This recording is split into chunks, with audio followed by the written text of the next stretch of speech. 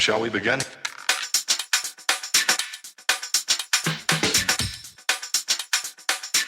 All right, everybody, welcome to a brand new episode of the Frankly Francisco podcast. Today, I have a special guest. This gentleman has turned his podcast into a profitable business. He is starting to blow up. He is blowing up. I had to get him on. I normally don't do weekend podcasts, but this was the best time to get him on. I'd like to introduce everybody to Mr. Kevin Palmieri. How are we doing today, Kevin? Francisco, I appreciate the opportunity. We had a little chat behind the scenes. I'm excited to see where we go with everybody else, but I appreciate your time and I'm looking forward to getting after it. So for my audience don't know you, please explain to my audience who you are and what you do. Yeah, so I am the co-founder, the CFO, and the co-host of Next Level University. We are a global top 100 podcast. We've been listened to in over 120 countries. We just crossed episode 917 as of today.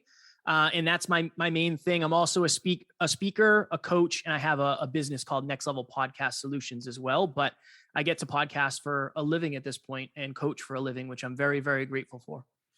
Which I think it's great because I think a lot of the objectives for a lot of the podcasters is to do just that, is to record for a living. I don't have that privilege yet. So I still have to work my 9 to 5. But learning from guys like you who do this full time, it's, picking your brain and getting pointers that, I mean, don't get me wrong, you do have a business as well. You have to make money on, but I'm sure you give bits and pieces away for free that can help people get along the way. But like anything else, it's a business. You need to make your money off of it. So what got you into the whole podcasting business? What was the passion behind it? Yeah, it's interesting, Francisco. When you look back, it's really hard to connect the dots until you look back, right?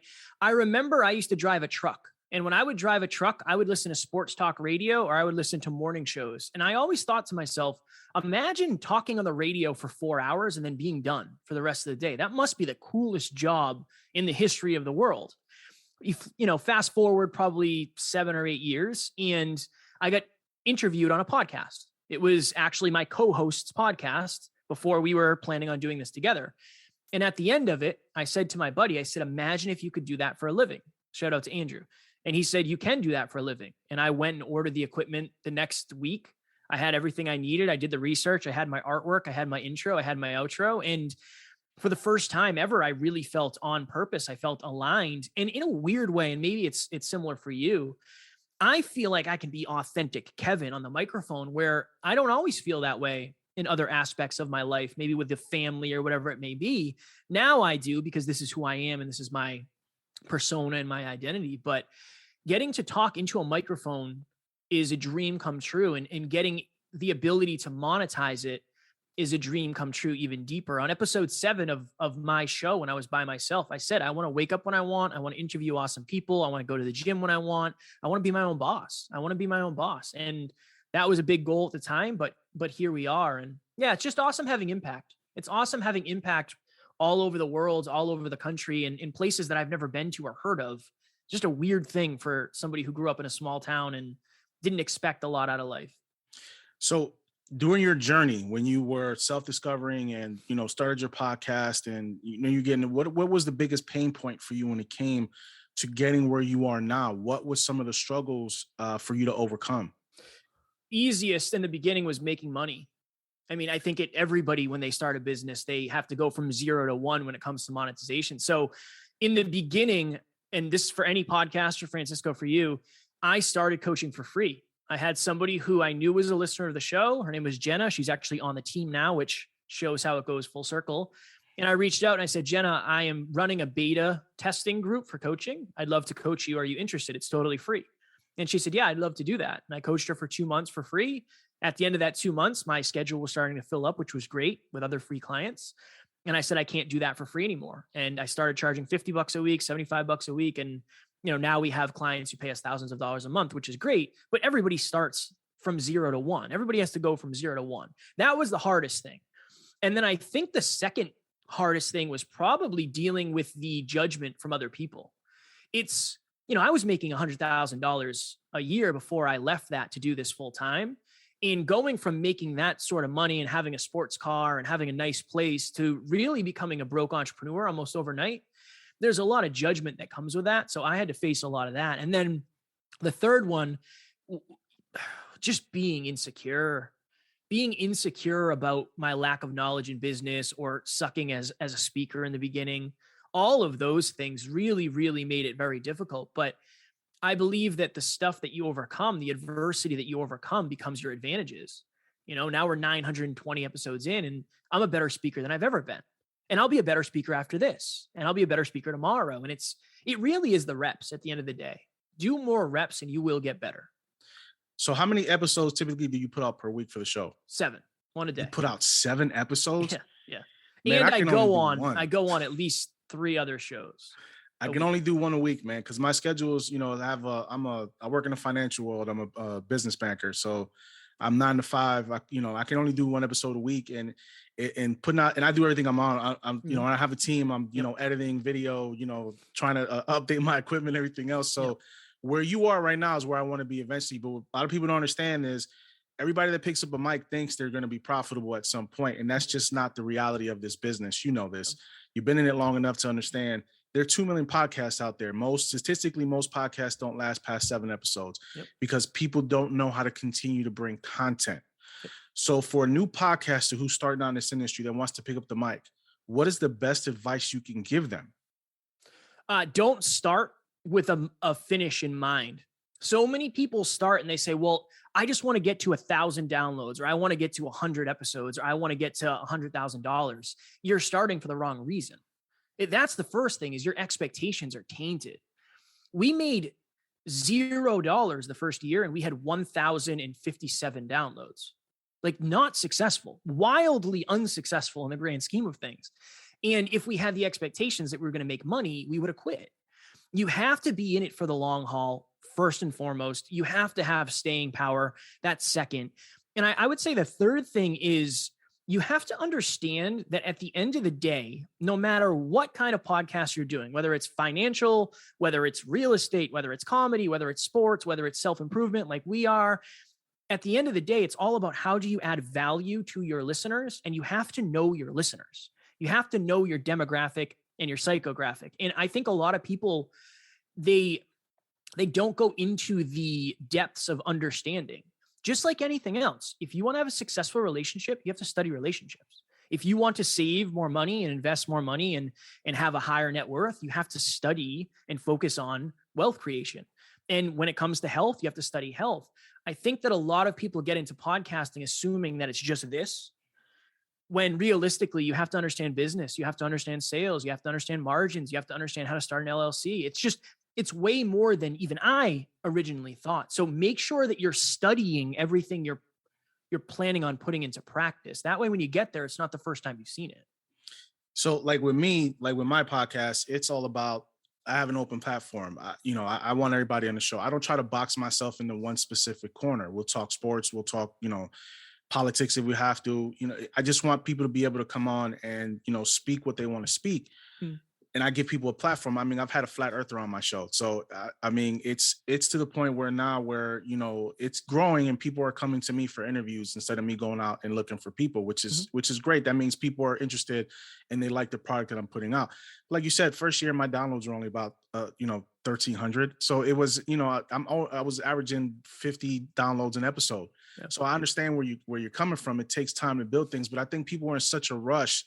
They don't understand it can take years before your podcast can become profitable, but they're not willing to learn. They're willing just to, people want to rush into it. They don't want to put the time and the effort behind it.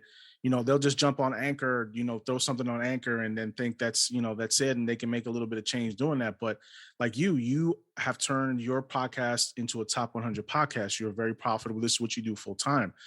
I think people can learn from that. But people have to be willing to learn from that. But we're in a microwave generation now where people don't want to do that anymore. Yeah. I've been on so many shows, Francisco. It's like, I can tell you, and I mean this with love. Again, our brand is heart driven, but no BS. Most people don't succeed because they don't understand what it takes to. That's the biggest thing is, when I go on a lot of other shows and I love it. It's my favorite thing in the world. This is where I love being. I love being in front of this microphone, but there's so many people out there who have the good enough mentality. And the good enough mentality will never bring you great results. And this is the other thing too. A lot of people are learning from people who aren't winning. That's something I see so often. I'm sure you do too. I could go rent a Lamborghini and tell you that I made all my money doing something, even if I didn't do it. And since I have the Lamborghini and a nice watch and tattoos, you might believe me. When it's really, you have to make sure the advice you're getting is sound. So many of my clients, and it's painful to hear, so many of my clients, the advice that they take to heart the most is the advice they get from people who have never podcast and don't listen to them. How do you take advice from somebody who doesn't know the art? So let's play devil advocate for a minute. Okay. So what if I told you, how do you distinguish yourself from every other internet guru out there? You understand that you're not an internet guru, you're a relationship builder. People come to you for a reason, they stay for a different reason. And the reason we're winning at the level we are, and I had this conversation on a podcast recently.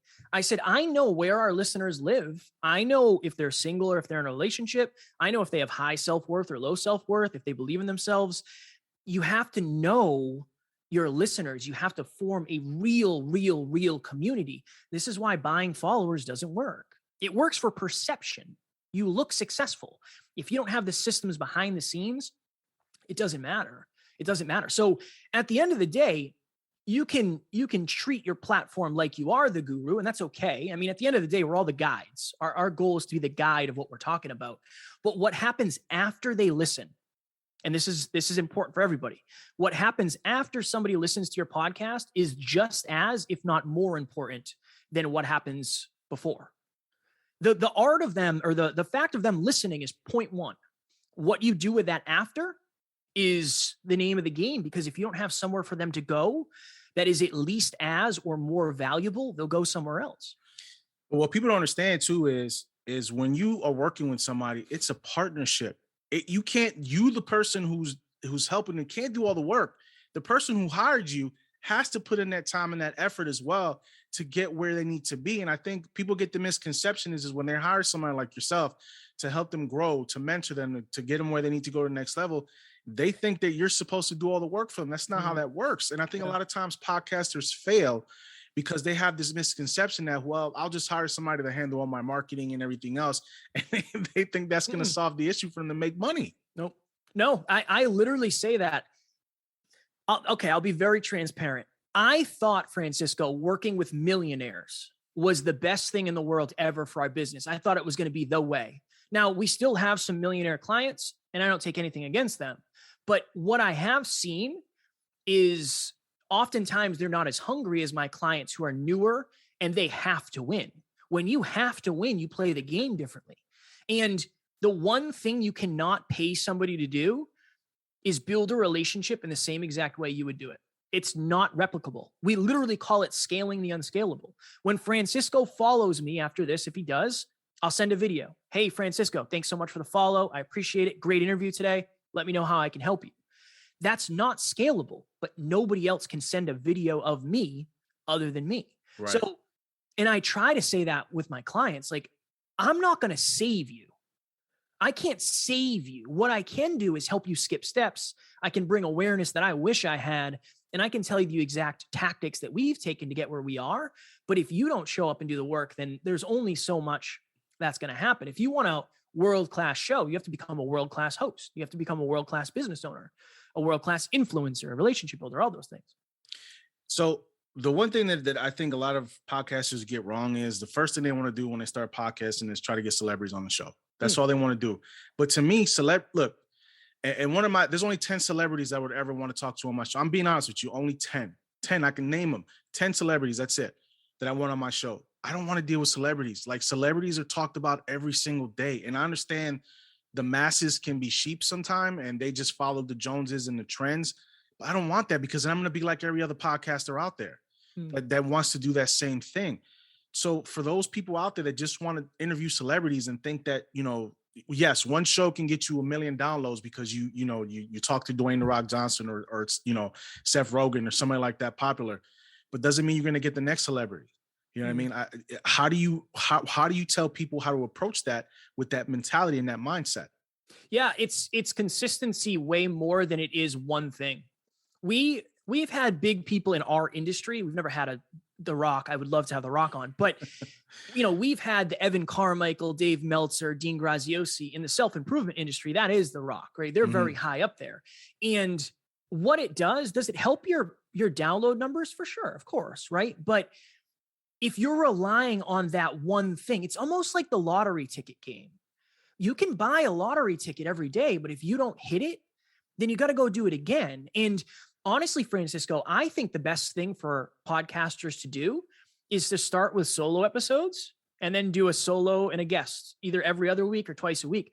Because at the end of the day, a podcast is a creation of a personal brand that is based on deep form content.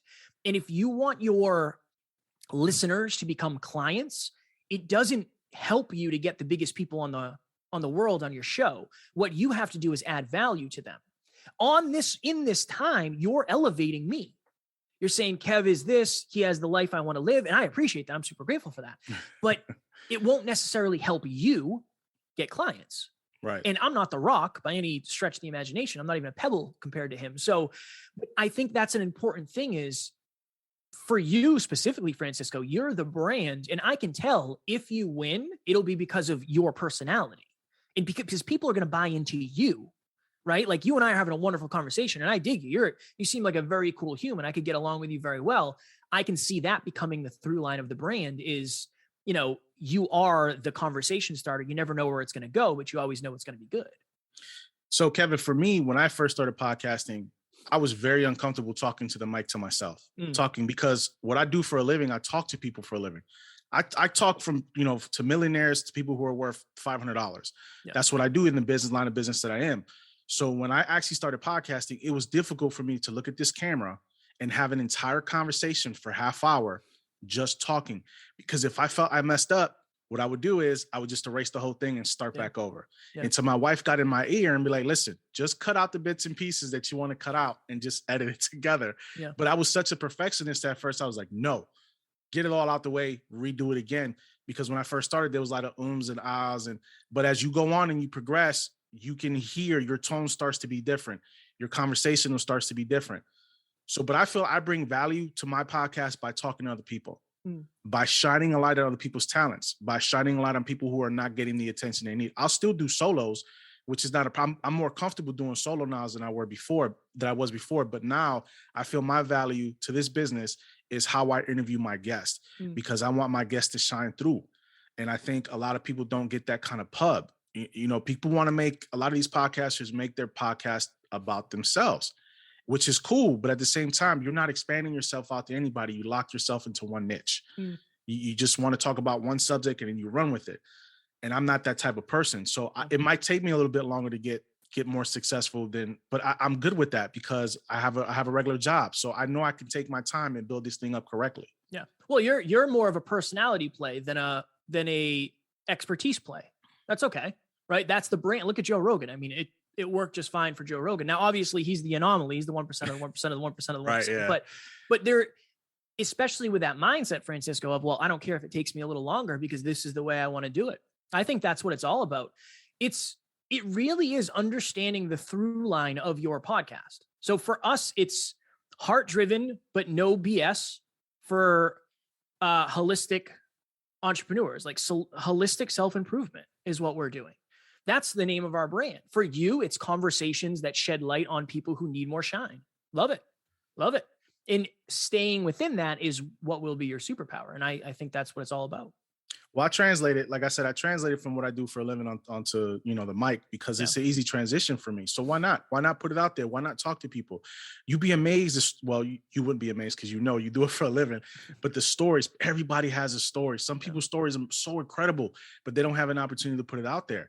We have everyday people that are experiencing things that I've never experienced, that you never experienced, that haven't had an opportunity to get out there and get their voice heard, and you try to make all these connections with these people. And it was hard at first to get guests. I'm not even gonna lie to you. It was a struggle. But as the podcast evolved over time, it got to the point now where I don't have to go out as much to look for people. People come to me, which is fantastic. That means my product has gotten better. So consistency, you say, is the best thing for a podcast. Typically, now I'll just say typically, what do you think the turnaround time is for most the success rate for you when you work with podcasters to improve their business? Yeah, it all is contextual and it depends. This is what I'll tell you. We had a client so there was two people. They started at the same time. I talked to them at the same time. One of these people worked with us. The other one did not. I talked to the other one a year later. They had roughly 1,000 downloads. Our client had 11,000 downloads. Now, with that 11,000 downloads came 5 clients, or four or 5 clients that pay, I think, $400 a month, being on a bunch of other shows because we raise their awareness to the fact that they should be doing that, speeches and all that stuff. So it all depends on what somebody comes to us for. When it comes to like the content side of things, you won't see, I mean, you going from being on just audio to being on YouTube, you're not going to see a huge jump right away. It doesn't happen. If anything, that's for brand recognition, perception, and credibility. When it comes to client stuff, which is kind of my expertise with our clients, I had a conversation with somebody who's a stay-at-home mom. She has a stay-at-home mom podcast, and she said, I want to start monetizing. I said, cool, let's do one-on-one coaching. And she had 2 clients the next time we talked, which was 2 weeks later because of what we talked about. So it all depends on the person. This is what I will tell you. I will not make you go viral overnight. I don't believe in it. It doesn't exist. I will help you create systems behind the scenes that will help you to sustain your success and grow it over time. And I believe that's the only way to do it. Small 1% incremental improvements is the way to success. The people who say, I can launch you a top 100 guaranteed. No, it doesn't exist. It doesn't exist. I have launched a top 100 show and the person had 156,000 followers. It's very easy when somebody has that size following. It's not hard. It's not hard. You launch 3 episodes, you get a top 100 show. But it's the following that does that more than anything else. But, you know, like, it's true. Consistency is the key to everything. And like for me now, when you punch my podcast in, like it automatically pops up it on Google. Like you'll see like Apple's my top place where you can find my podcast. And that's just for me being consistent in what I'm doing and promoting and all that, which is great. How do you feel about YouTubers, OG YouTubers, people who are on YouTube, their views going down, now they're podcasting because they're trying to find another niche, and celebrities doing podcasts? To me, I feel like we're being drowned out. So many talented podcasters out there, I don't think are getting enough shine because the celebrity spectrum of them coming in now, all these celebrities are doing podcasts, getting deals. They're already multimillionaires. They're already rich. You know what I mean? How do you feel about that when you see these talented podcasters and they're not getting the shine and getting put to the back burner for these celebrities who are putting out their own podcasts now? Yeah, I think it's par for the course. I think anytime there's something that's picking up steam, everybody goes to it. So, and I'll be honest, I don't pay that much attention to it. And the reason why is I know they won't be around in 10 years and I will be. And that's like, there's a small ego side of like, I like the competition, but I think the other part of it is nobody's willing to smack their head against the pavement as many times as we have. You know, I was broke 500 episodes in. I was to the point where I couldn't buy my fiance Christmas presents. I was $35,000 in debt. There aren't as many people who are willing to put themselves into debt because they believe that they can make a business out of this. And, you know, my car was broken. It stalled every time I was going under 10 miles an hour. I have all the being broke stories, but I just think you have to expect that the shiny thing is going to get the attention. And this is the other side of it too, Francisco. The lower the barrier to entry, the higher the failure rate. You said it earlier. Most people last between 7 and 21 episodes before pod fade kicks in and they're off. Out of the, I think there's like 2.6 million shows created at this point, roughly 75% of them are no longer in production. So just like the YouTube thing, you have to be prolific with content. The podcast game is no different. And yeah, celebrities will come in and they'll get a good amount of the market, but the market is growing exponentially. And as long as you keep doing your thing and you build a tight-knit community, you need 1,000 super fans. That's all you need. You need 1,000 people who love your stuff. You can have a wonderful, successful career for sure. Now, let me ask you a question. Please. So when podcasting,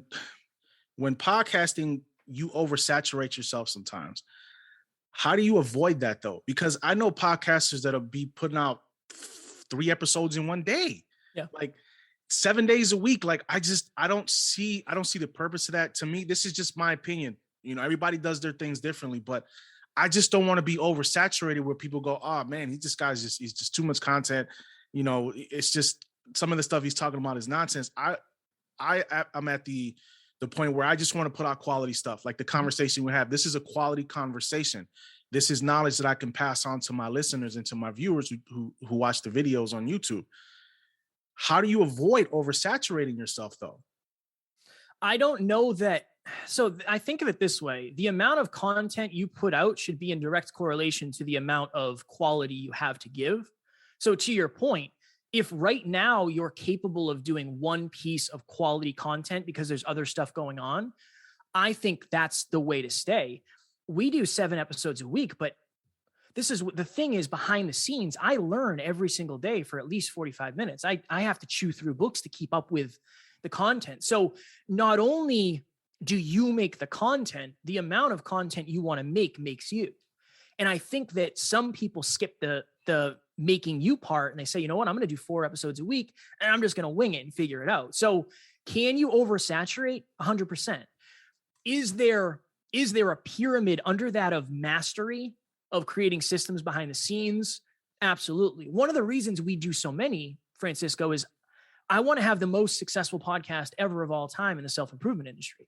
And from what Alan, my business partner, and I have concluded, the main way to do that is to have more content at a higher quality rate and to be better speakers and better holistically. Like, I don't go to the gym because I want to. That's part of the brand. And a lot of entrepreneurs don't have that. Yeah. And I have a phenomenal relationship. Alan has a phenomenal relationship. A lot of entrepreneurs don't have that. So we're playing the ultra long game of most of the listeners will not know me and they will forget me. And hopefully I'll pop up in 5 to 7 years and they'll be like, oh yeah. I heard those guys that one time and they said they were doing big things. So I think it's the long game, but it all depends on what your goal is. For us, I'll never do less content than I do now. Right. But I started at 1 episode a week like you, 100%. And then I went to 2 and then I went to 3. Like, that's this, just do as much as you're capable of and what's in alignment with your ultimate goals. Gary Vee is the king of content, right? And Gary Vee is winning at a high level. I think he's proven the concept that I don't know if you can have too much content. I really don't know if you can, especially now. Humans are so distracted that they're not going to watch all your content anyway. No, yeah, you're 100% right on that. Right? They're going to watch 15 seconds of your 30-second video and then they're on to something else. And I'm the same way. So I understand completely. So I don't understand, like with TikTok, like they raised it to 10 minutes now. I don't know anybody's going to sit there and watch a 10-minute video of content. But like if it's, if it's a 10-minute clip of Joe Rogan talking, 99% of people are going to watch it because it's Joe Rogan. He puts out 3 episodes a week and they're like 3-4 hour long episodes. I can't sit through a 3-hour episode of Joe Rogan. Can't do it. Like I'll listen to some of his clips here and there, but I'm not sitting through that. It's like guys like Fresh and Fit. They, these guys are more YouTubers than they are podcasters. They call themselves a podcast, but then are they really though? They're more YouTube content. They're, they're on every night. They're doing lives every night. But like real podcasters that stick, essentially to what they're doing and not, I don't, it's fluff. A lot of the stuff some of these podcasters do is fluff. There's no actual meaning behind it. Like when, like Abba and Preach, they're not a podcasters, but they're YouTube, but they have some substance behind what they're doing when they're doing. I wish they had a podcast. I wish they would, because they have substance when they're talking, but they're, they found their niche and they're sticking to it.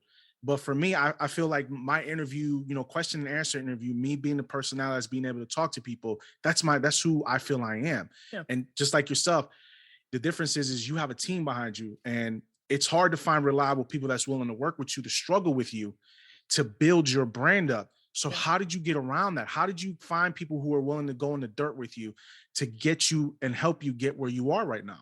It's interesting because we have 15 people on our team, all international. We have people in Canada, Italy, the Philippines, all over the place. I would say 95% of them were listeners. They were listeners or clients. I mean, on the team right now, probably 70% of them were clients at one point. So it was very much, hey, do you want to be a part of this, getting in on the ground floor of this amazing thing that's already helped you? I mean, you're sharing it, so I know you believe in it. You're paying us to coach you. So I know you believe in it. This is what we'll do. We'll coach you for free and you can come and work on the team. And that's how it was for us. That was how we started. We didn't have the money to pay people. We didn't have the money. It just didn't exist because we weren't making any of it. So you hire from within your community because you know your community believes in what you're doing. And this is the other thing. Hopefully you're better behind the scenes. So you've interviewed people. I'm sure the second you hit record and you get off, I'm sure some people are different. We've seen that too. Your character can bring you opportunities that other things just won't bring. And I want to say this too, because we're going very podcast heavy, which I absolutely love. Be careful of the stuff that people are saying out there. I had a client recently go work with another company, and that's great. Like, do you? I think that's great. But the claims that some of these companies make, we brought this person from 0 listens to 1 million in 12 episodes. A lot of it's not true. Most of it's not true. And if you don't have the awareness to recognize the discrepancies, you will get the wool pulled over your eyes. I know there's people paying for followers. I can tell. I know there's people paying for views. You don't get 10,700 views on every video. It doesn't work that way unless you're paying for them. You don't get the same amount of likes on every video unless you're paying for them. So you've got to be very careful with who you compare to.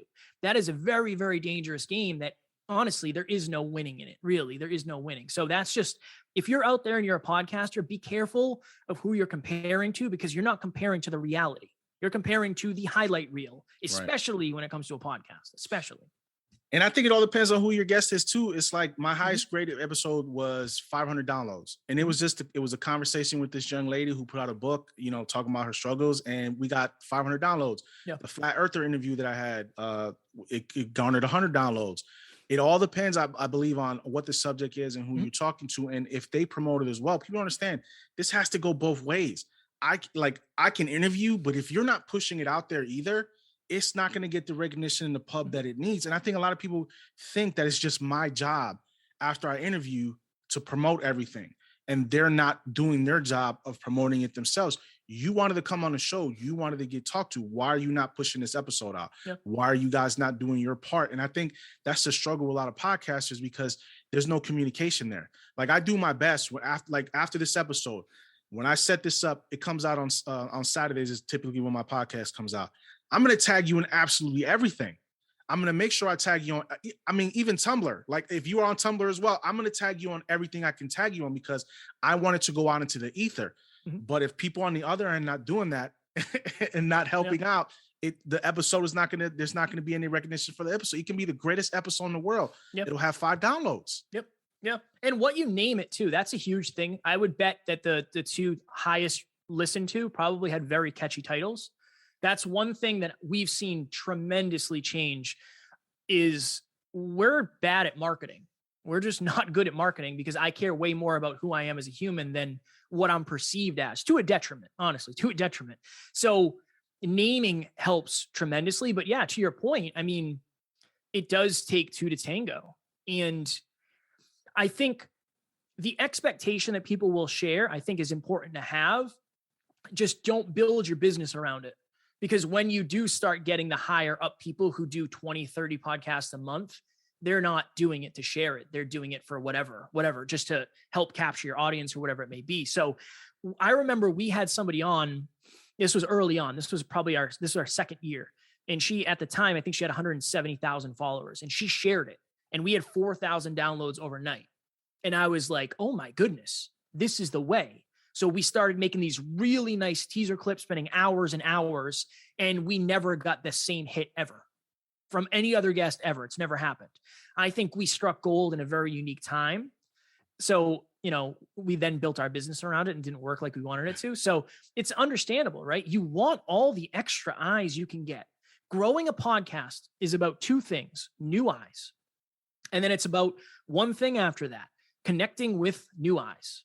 So speeches, other podcasts, people sharing, website views, blogs, whatever it may be, magazine articles. That is the name of the game. And somebody sharing your podcast is one of those ways to get new eyes. So I think you're there with it 100%. It's just a matter of what would benefit everybody out there. and you're a numbers guy, Francisco. So get connected with the numbers. What is the ratio of pieces of content shared to shared by the guest? And then that'll let you know if it's worth even doing it that way.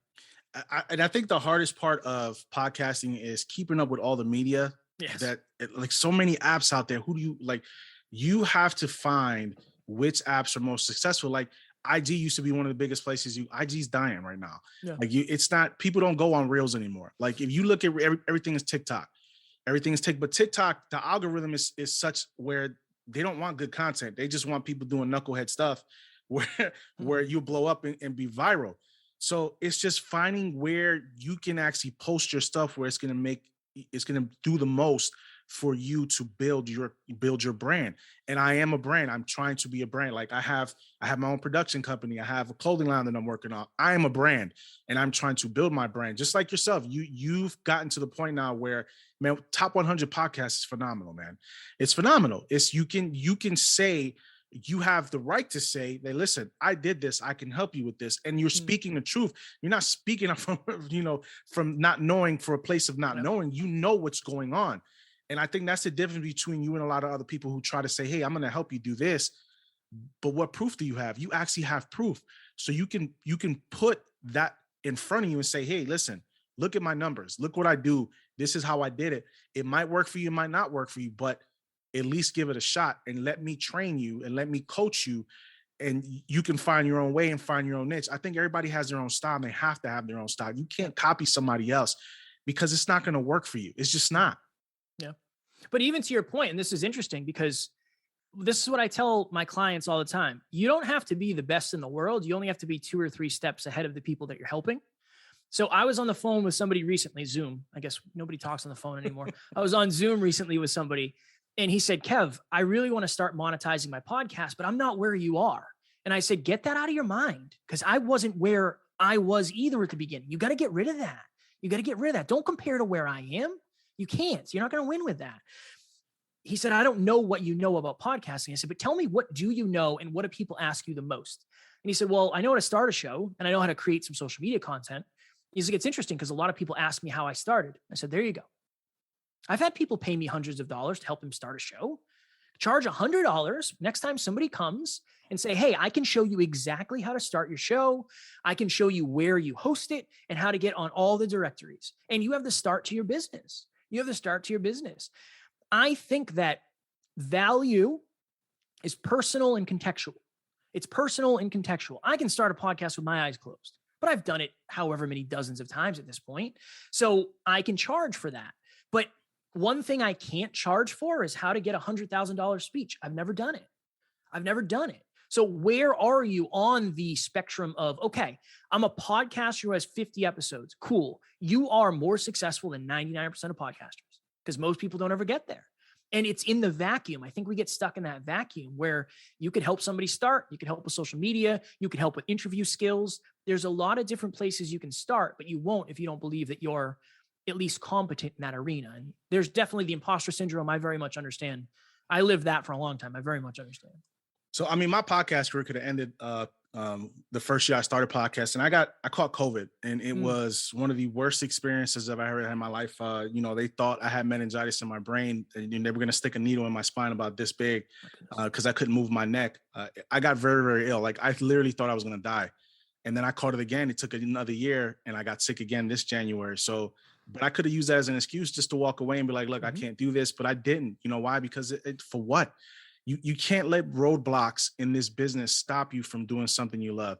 Even if I don't make money, like I said, I still love doing what I do. I still love talking to people, love putting content out, but I'm trying to make money with this. My purpose is to make, and I will make money at some point with this.